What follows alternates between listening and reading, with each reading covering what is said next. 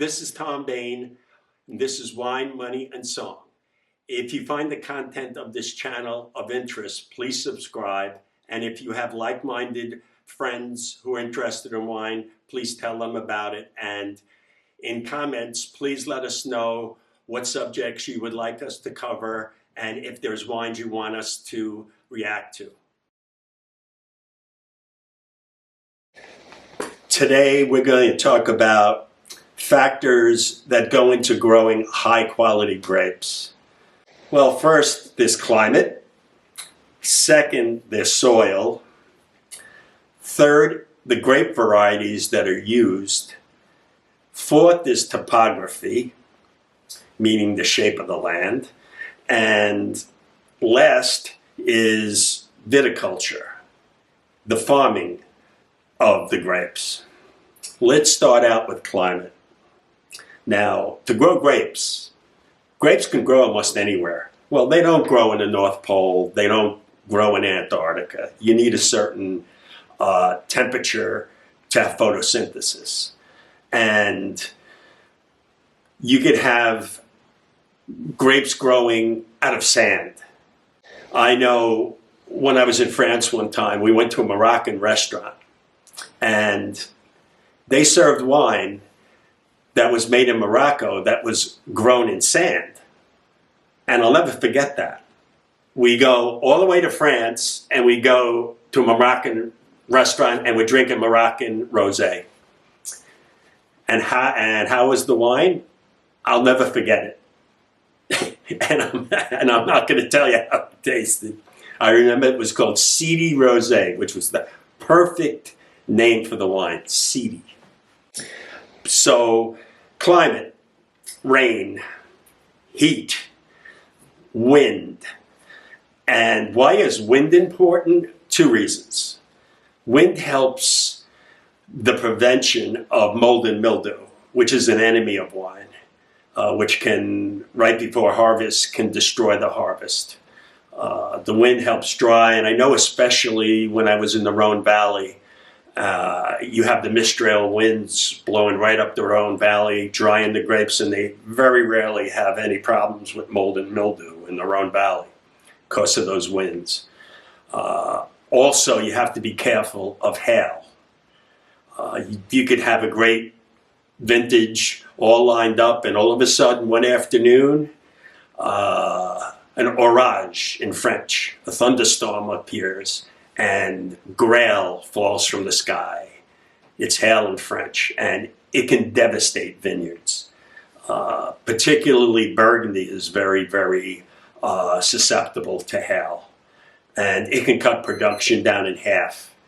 And the heat, of course, you need a certain amount of warmth, but you also can get too much heat, and it can really form not a balanced grape. You want something that has good acidity. So at night, you could have heat during the day, but you need to be cool at night to keep the acid levels up to have a balanced wine. Second is soil. Now, if you think about it, as I said, you can grow grapes anywhere. You can go to Châteauneuf-du-Pape and you see these big rocks and you see the vines coming out of the rocks. And it adds character to the wine. Vines are very sturdy, and they can prosper in many, many different types of terroirs and soils. And the thing, each plot of land is unique, that they have different nutrients, trace elements in it that flavor the wine, that really dictate the way the wine is structured and the minerality of the wine. And I know that a lot of people doubt minerality and terroir in wine. And terroir means earth, but it's jargon in the wine business that you can actually taste the soil in the wine. And only this soil produces this type of wine, and it's very, very controversial. But as for me, Grand Cru Burgundy in Chablis, Lake Clos, show me another wine that tastes like that. I just haven't seen it. Show me a wine like Petrus that's grown in thick clay. Show me another wine that has those characteristics, and it's very, very hard to find. And I think soil is very, very important. Now, then we have grape variety, and grape variety is important for the type of soil and also the climate that comes in. Cabernet Sauvignon, Merlot, and other Bordeaux-type grapes do well in a warm climate, and they produce very sturdy tannic wines. But if you grow them in a very cool area, it's hard to get the ripeness. And certain grapes do well in warmer climates, and certain grapes, like Pinot Noir. Pinot Noir is a grape that's very, very temperamental and really, really needs to be in a cooler wine-growing region. And obviously in Burgundy, they've been growing wines for centuries and centuries, and that's why the home to the great Pinot Noirs are in Burgundy.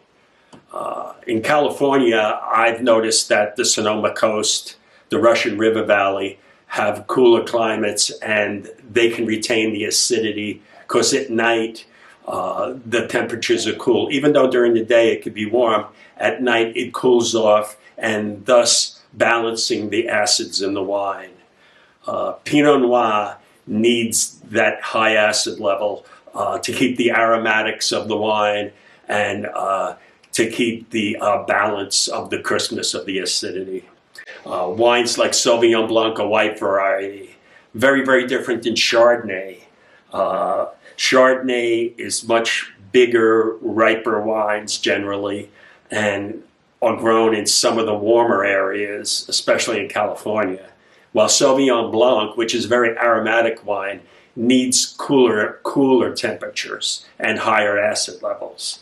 So grape variety means a lot. What type of climate that you plant it in. Now, very important is topography. Now, you know topography by maps, but think about it. You're farming grapes, and you got a side of a mountain. You can't even get tractors up there. You can't get horses up there, but you grow grapes up there. And think of the erosion every year, that when it rains. Think of just picking the grapes, how dangerous it is, and how windy it can be up there. But topography means a lot as far as ripeness goes. If you're high up on the mountain or on a hill, and also when there's frost and there's a freeze, it sinks to the bottom. And I've seen it in California with my avocado trees, that when we had a severe frost, the bottom 3 levels of the trees closest to the ground all died. We had 2 nights of frost, but the other ones just up, maybe 10 feet, they were fine. They were fine. So topography, very important for drainage, for wind to dry the rain, and in my mind, the best wines come from mountain sites. They struggle to grow there, but when you struggle, you produce more intense flavorings than being on a valley floor where it's much more fertile soil and it's easier to grow grapes, but are they quite the level that mountainside and wines that have elevation? And one example of elevation that I found is Brunello. Brunello, I found, and also in Tuscany too, I find the same thing with Chianti, is that I like the wines that are elevated up, up 1,000, 2,000 feet. They have better acidity, and to me, the characters of those wines that come from that high altitude wines are much better balanced than the wines that are produced on flat surfaces or warmer surfaces. That's how I feel. But you can make great wines on valley floors too. Some of the wines in Napa Valley on the valley floors are very good, but I tend to like the mountain-grown grapes. So when it comes to viticulture, you have soil, and viticulture is basically the farming of the grapes. And I feel it's the most important part of this whole process of producing high-quality grapes. The vineyard manager who tends that vineyard has to know that vineyard like the back of his hand. And a lot of times it's handed down generation to generation. His grandfather did the tending of the vines. His father did. Now he's doing it. So he has all this knowledge of what happens in this vineyard, when this side of the vineyard ripens or where that side of the vineyard ripens.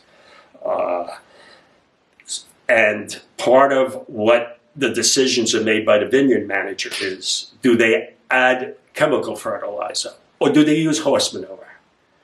Do they augment the soil with other natural elements to help the soil? Do they spray pesticides to get rid of pests?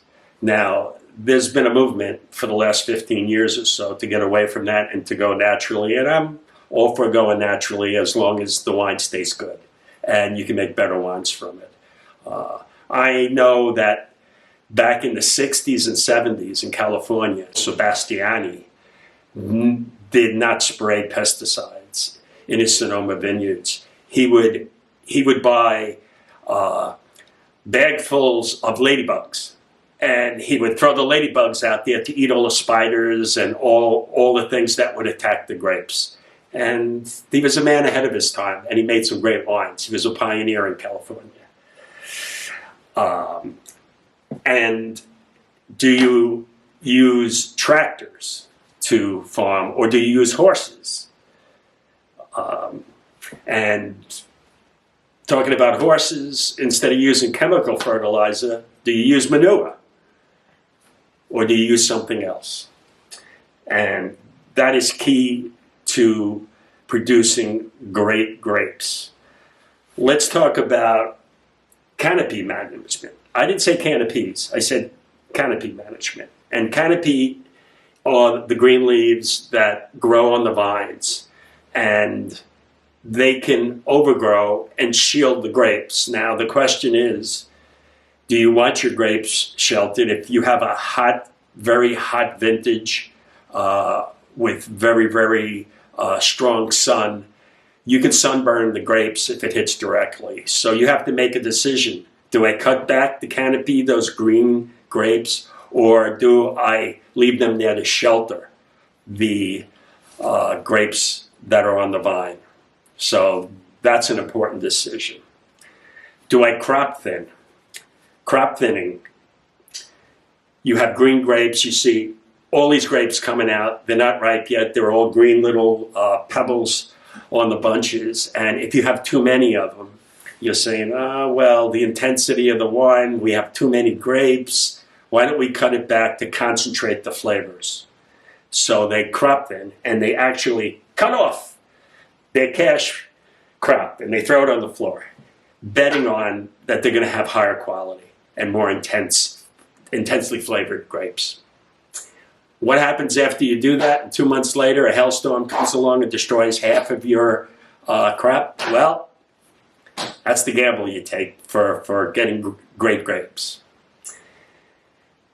So, in a nutshell, the key thing, I think, is the viticulture, and those decisions you make in the vineyard really produce a great grape. And you're only going to make great wine by having really healthy, well-grown grapes.